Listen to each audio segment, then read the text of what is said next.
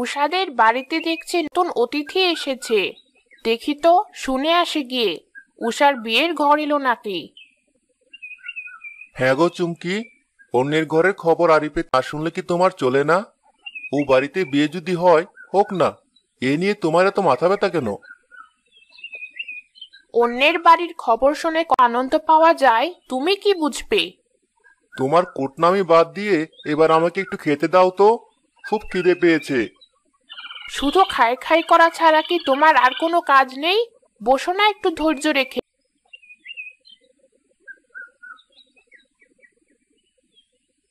চুমকি এ কথা বলে উষাদের বাড়ির জানালার কোণে কান বাড়িয়ে শুনতে থাকে ভেতরে কি কথা হচ্ছে।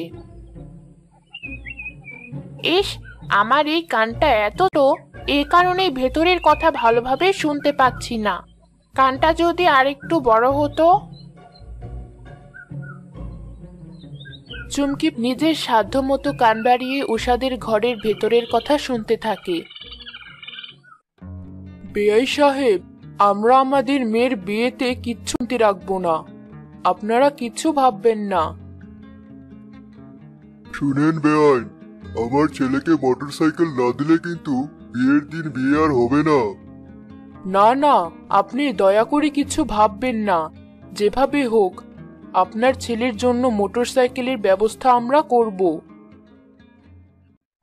ও মা, এরা মেয়ের বিয়েতে মোটরসাইকেল দিচ্ছে, অথচ যে কিপ্টে কোনোদিন আমাদের কাউকে এক গ্লাস পানি পর্যন্ত খাওয়ালো না। যাই, পাড়ার সবাইকে এ কথা বলে আসি। চুমকি পুরো পাড়ায় উষার বিয়েতে মোটরসাইকেল যৌতুক দেওয়ার ব্যাপারে বলে বেড়াতে থাকে।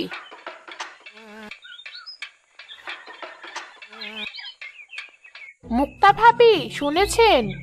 উষার বিয়ে। আর আমি তো জানতাম ওই মেয়ের বিনে পয়সায় বিয়ে হবে না। কেন ভাবি, কি হয়েছে? আরে ভাবি, ছেলের বাড়িতে মোটরসাইকেল দিচ্ছে। তাই?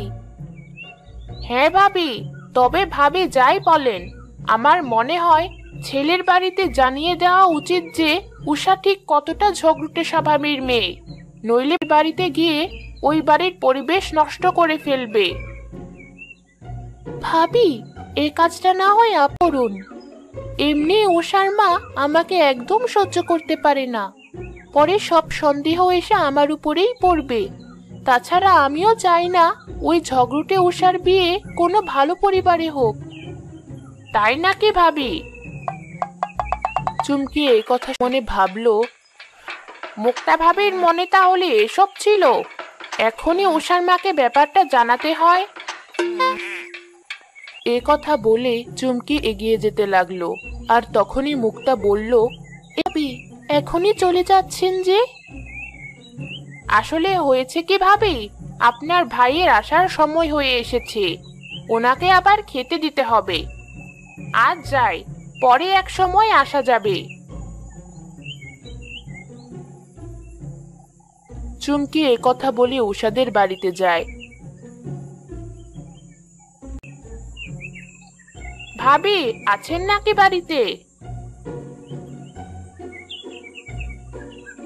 কি হয়েছে চুমকি ভাবি, আবার কি খবর নিয়ে এলেন? ভাবি, মুক্তা ভাবি আজ আপনার ছোট মেয়ে উষার ব্যাপারে যে কথা বললো, কি আর বলবো, ভাবলাম এখনই যদি আপনাকে না জানাই তবে আপনি সাবধান হতে পারবেন না। এ কি বলছেন ভাবি? কি বলেছে মুক্তা ভাবি? মুক্তা ভাবি বলেছে তিনি নাকি চান না উষার মতো ঝগড়ুটে মেয়ের বিয়ে কোনো ভালো পরিবারে হোক, আর কোনো ভালো পরিবারে উষার বিয়ে ঠিক উনি নাকি সে বাড়িতে গিয়ে উষার নামে বিভিন্ন কথা বলে আসবে। এ কি বলছেন ভাবি? মুক্তা ভাবি ভেতরে ভেতরে এত খারাপ?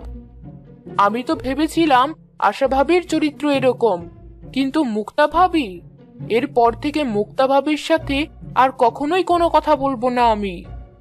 মায়ের মুখে এ কথা শুনে চুমকি মনে মনে ভাবলো, আশা ভাবির সম্পর্কে তাহলে উষার মা ভাবি এসব ভাবতো।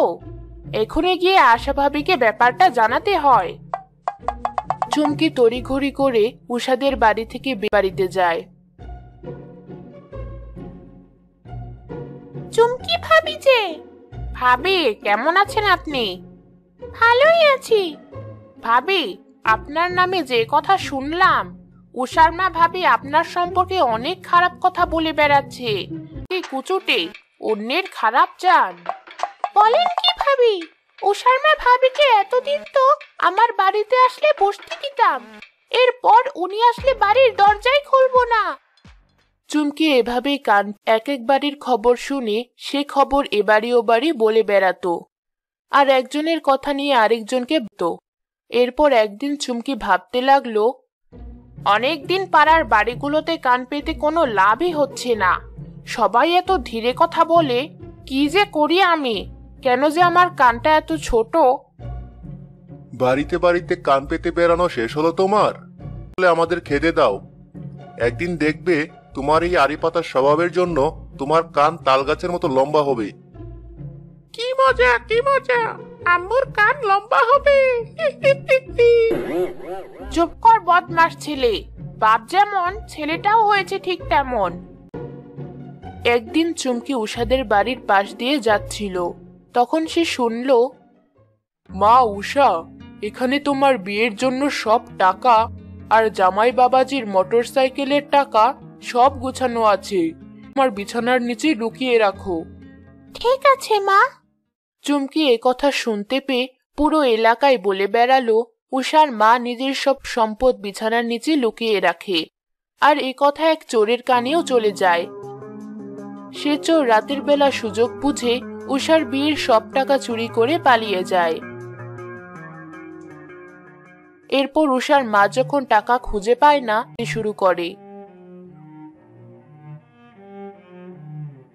উষার মায়ের কান্না শুনে পাড়ার সকলেই ছুটে আসে। এখন আমি আমার মেয়ের বিয়ে কি করে দিব? আমার সব শেষ। চোর কিভাবে জানলো আমার মেয়ের বিয়ের সব টাকা কোথায় রেখেছি আমি? উষার মায়ের কান্না শুনে মুক্তা আর আশার খুব খারাপ লাগলো, আর তারা বলল, চুমকি ভাবির তো আড়ি পাতার স্বভাব আছে। উনি তো আমাদের বলেছিল আপনি নাকি সব টাকা উষাকে বিছানার নিচে রাখতে বলেছেন। হ্যাঁ, চুমকি ভাবি তো একথা আমাকেও বলেছে। সব শুনে উষার মা রাগে দুঃখে চুমকিকে অভিশাপ দিলেন। অন্যের বাড়িতে আড়ি পেতে শোনার তোমার খুব শখ, তাই না? একজনের কথা অন্যজনকে বলে খুব সুখ পাও তুমি, তাই না? আমি তোমাকে অভিশাপ, যে কান দিয়ে আড়ি পেতে তুমি কথা শুনো সে কান তোমার লম্বা হয়ে যাবে। এও আবার হয় নাকি? আর কি প্রমাণ আছে যে আমি আড়ি পাতি? শুনো ভাবি, শকুনের অভিশাপে গরু মরে না। চুমকি কথা বলে হাসতে থাকে, আর তখন হঠাৎ করেই চুমকির কান লম্বা হতে থাকে। আরে দেখো সবাই, চুমকি ভাবি পাপের ফল পেয়েছে, আর কান লম্বা হয়েই চলেছে। কি বলছো কি? আমার কান তো ঠিকই আছে। এই কে কোথায় আছো? সুজন ভাইকে ডাকো, উনি দেখে যান। দেখতে দেখতে চুমকির কান বড় হতে হতে অনেক বড় হয়ে যায়, আর চুমকিও সেটা বুঝতে পেরে। এ কি হলো আমার? এই মুখ তো আমি আর কাউকে দেখাতে পারবো না। এ কি হলো? চুমকি কাঁদতে কাঁদতে নিজের লম্বা কান নিয়ে বাড়িতে ফিরে যায়।